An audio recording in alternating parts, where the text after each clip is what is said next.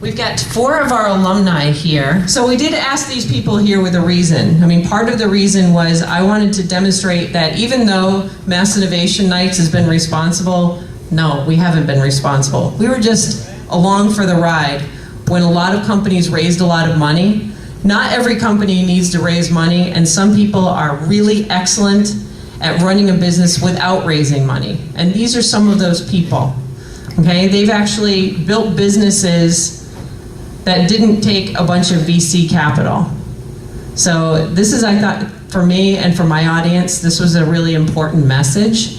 And also, I mean, these guys have got great stories about the progress they've made since they participated in our event. So in kind of a tweet style, tell us in 30 seconds about your company, your venture, your product, your startup, and what does your company look like now?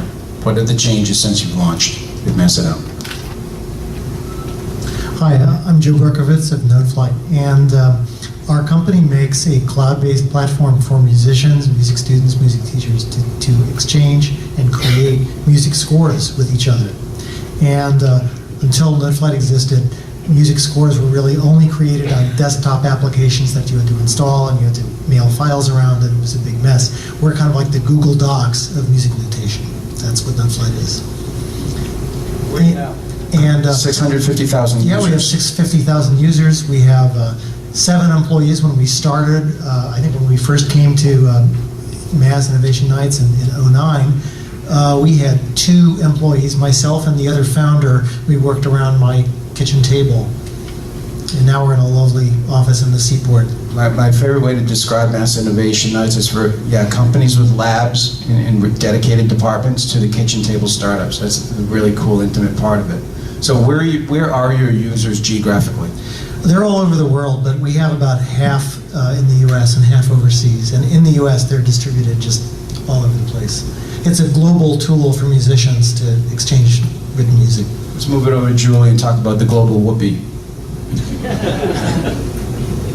Hi folks, my name is Julie Ganon. I am co-owner of Chococoa Baking Company with my husband Alan Mons, samples downstairs. And we're based out of Newburyport, Massachusetts. And I think our claim to fame with Mass Innovation was we had the best software one night because we bought our whoopie pies for samples. So they are a triple chocolate with a buttercream filling. And what makes that different is that most whoopie pies are 4 inches in diameter. They're made with Crisco or marshmallow. So we thought the whoopie pie needed a makeover, which is what innovation is all about.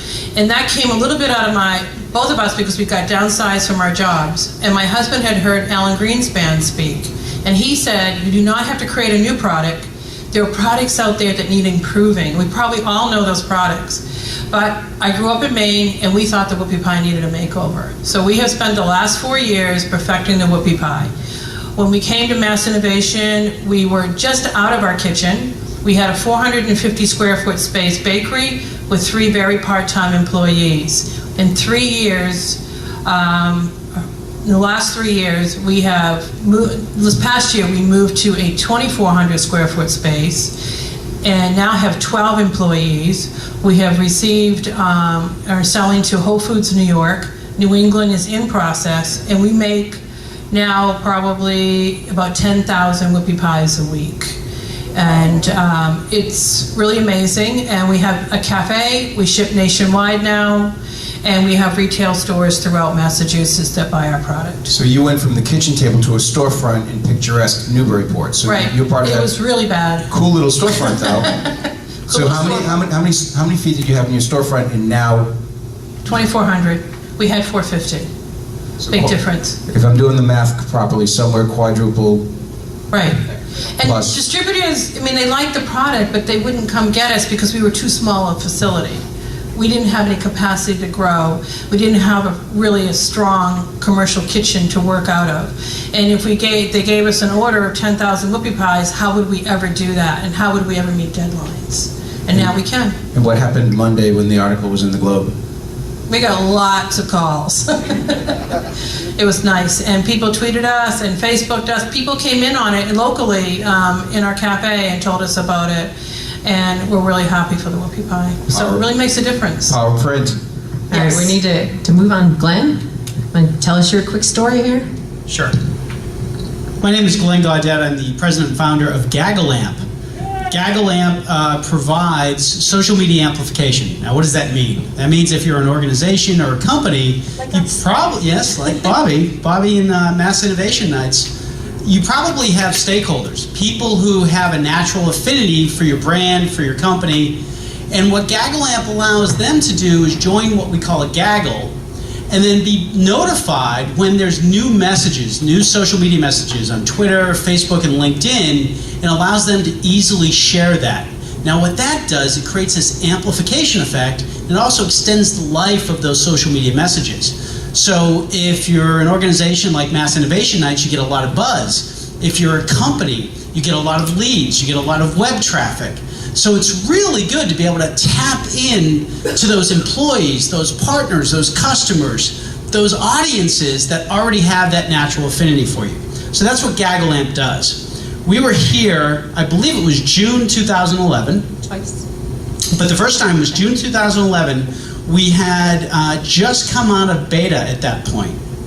And I think our total message reach for the entire system was about 50,000. Last week, just to tell you where we are now, we surpassed 750 million. So thanks to Mass Innovation Nights for getting us that early start and that early revving of the engines. And now we have customers like PepsiCo, IBM, CA, United Way, and a host of others that really leverage the power of GaggleAMP. So thanks to all of you. I'm sitting up here today being able to share a great story about a company that really is homegrown here in Massachusetts.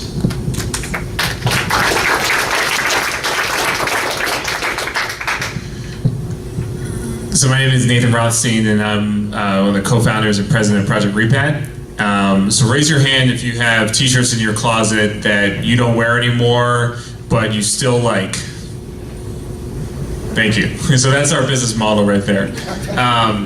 And so people go on our website, they pick out what size blanket they want, and they get this box. You can't fit 30 shirts in this box. That doesn't happen. But inside is a big envelope, and you open it up, and you put all your t-shirts in there, and then you get back a blanket.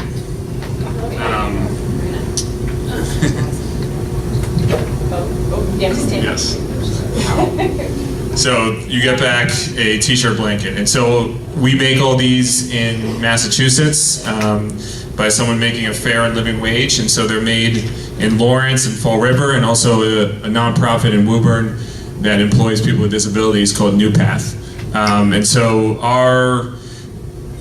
we had originally thought that people would want random tote bags and scarves out of random t-shirts, and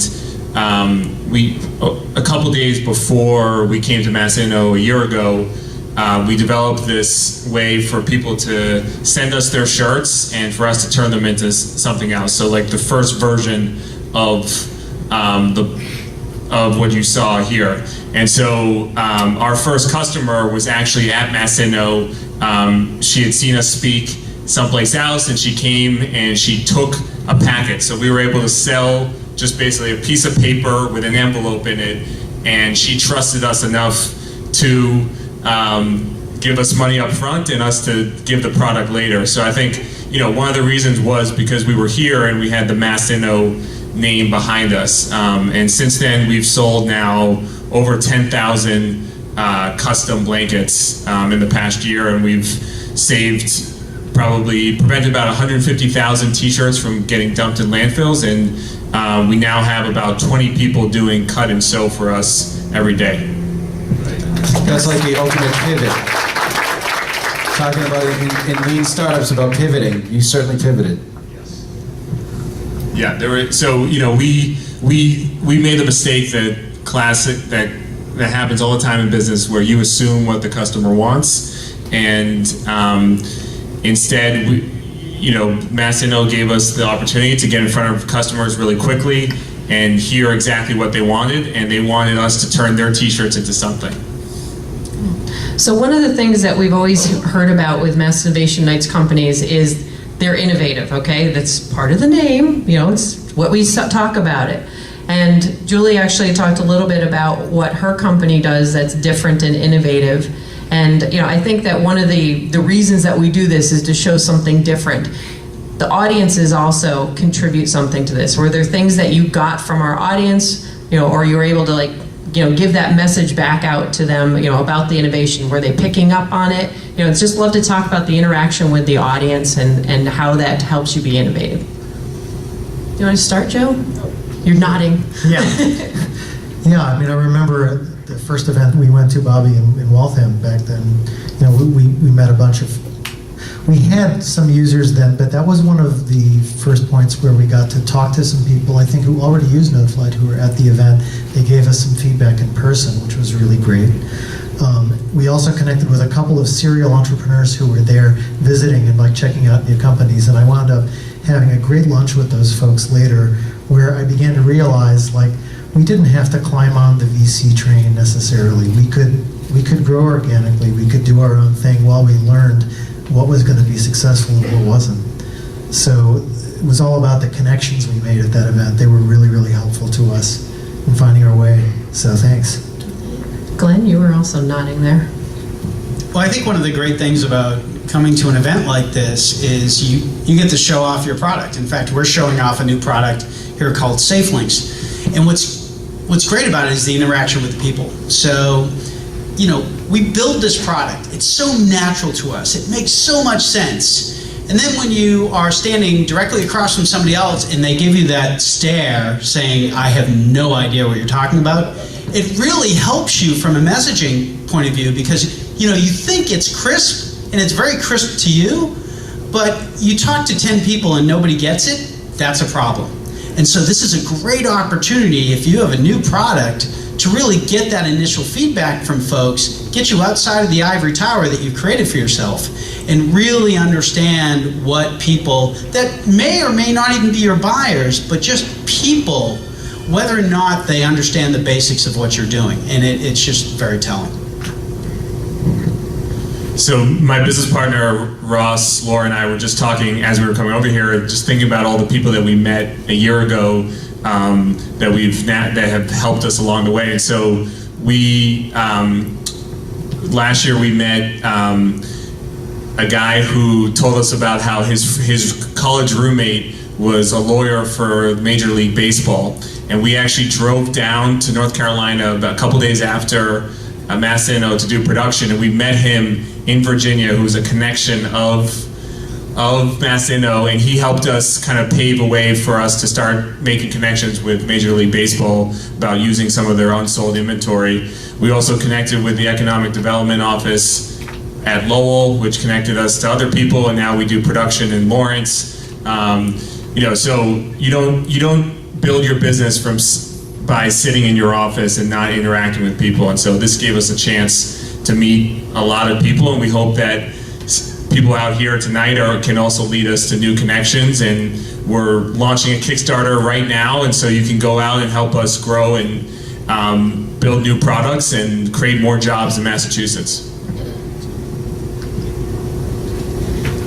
I think for us, when we came here for the first time, we did not have a strong social media presence, and with all the tweeting that went on about our product, it really put us out there and made it much easier for us to sort of get into the swing of things with it, because it was all over the place. The other thing for us, people were willing to come up and ask a lot of questions and give us advice, and people followed up with us with emails. Hey, did you call up my friend? Did you check in with this person? They gave us ideas about distributors and stores that we should be in, that it made it a lot easier to walk in through that door, because we had that person to introduce us. Hey, Sam sent me, I met him at Mass Innovation. Oh, okay, why don't you bring your product over, we'll give it a sample. So that was all, made it much easier for flow and for us to help to continue to move forward. One of the things that we also do is, once you've exhibited with Mass Innovation Nights, and at this point, actually, if you exhibited with Mass Innovation Nights, stand up, okay? If you launched a product with us, stand up, because I'll bet there's a bunch of you. Yep, okay. Yep, got a few more. I bet there's a whole bunch of folks downstairs that can't bear to drag themselves away from the table. Thank you. You guys were awesome. Yes, you can applaud. It's okay. But they're part of the Mass Innovation Nights family going forward. And one of the things that we try to do is keep our family close. We want to keep working with them. So I know we've worked actually continuously with GaggleAMP. I mean, it's one of the basic tools that we use every day. We've also helped support the other groups as well, kind of in an ongoing fashion. And maybe one of those things might come to your mind. I'm thinking about Groupon. So, you know, we didn't raise capital, but I like to say that we won the Groupon lottery. I think a lot of people think of Groupon as has hurt a lot of businesses, but they actually made our business because we had started to think of making these custom blankets, and something that's different than Kickstarter is that Groupon allows you to go in the email of millions of customers, and so they can see they're directly seeing your product. And so we launched August 1st on Groupon Grassroots, and so they featured us without taking a cut. And I was at that time sleeping in our office in the back bay, in this little office, and 2 days later, after the Groupon launch, we had 300 boxes show up at our office, and I was afraid that Ross would get there one morning and find me like on the ground with t-shirt blankets all over me. But Bobby was always pushing us to keep her informed, and she pushed out our Groupon to a lot of Massachusetts customers, and we were able to sell. We've sold now over $500,000 worth of Groupons, and it's partly because of that Massachusetts network from MassInno.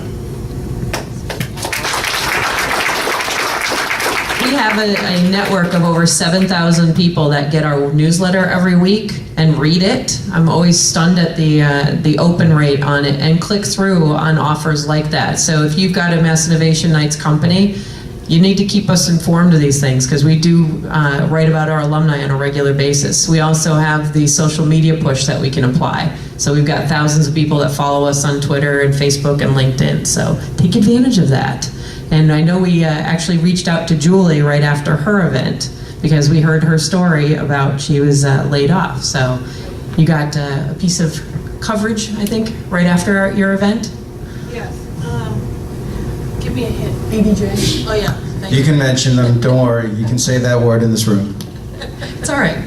Yes, because of being here. That's right. Thank you. We did get great coverage in the BBJ, which again, restaurants called, caterers called, it all connects. And there is this credibility of being involved in a group like this. There's this synergy that people like really appreciate being part of this. And I think the biggest part of it also is that you folks care about what happens to other people. That you connect, you're willing to send emails, that you're willing to talk to friends, media people or whatever, and say, hey, I got a friend that got a great story. Why don't you give him a call, or I'm going to have him give you a call. I mean, that's the difference. I mean, how else would you get all of this connected if we'd 7,000 strong if we, if we weren't all talking to each other at some point or reading about each other? It's my understanding that the reporter from the VJ reached out to Bobby and said, who in your network has been downsized and had to reinvent themselves? And that was the crux of the article, where Julie was an HR professional prior to PR. And then that BBJ article led to a little cable network story, right? Yes. CNN Money? CNN Money. Just a little one. Those things. That. Yes. All right. So we've got to wrap things up here, and I want you guys to go down and give these folks a piece of advice. You know, it's like, what would you do different? What wouldn't you do? I mean, if there was something that you want them to do, well, you always tell them, like, okay, get out and tweet, folks. So, what would you like to ask them or tell them at this opportunity? Glenn? I think I wish I would have come to Mass Innovation a lot earlier. That would have made it so much simpler. You do have to wait for a shipping product, so. Yeah, okay. Fine. But that made it so much easier being here because you also are inspired by how much stuff is going on, and it can happen and it can work.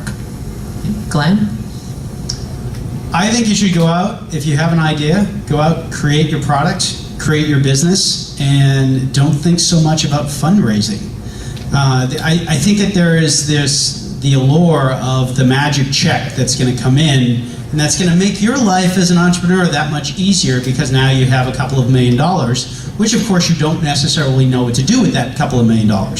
But they gave you that couple of $1 million. The thing that they want you to do is spend it, and spend it fast. So you create this burn rate for yourself. You set this level of pressure up for the company, for yourself, and then all of a sudden, you're not making any more revenue than when you first took the check.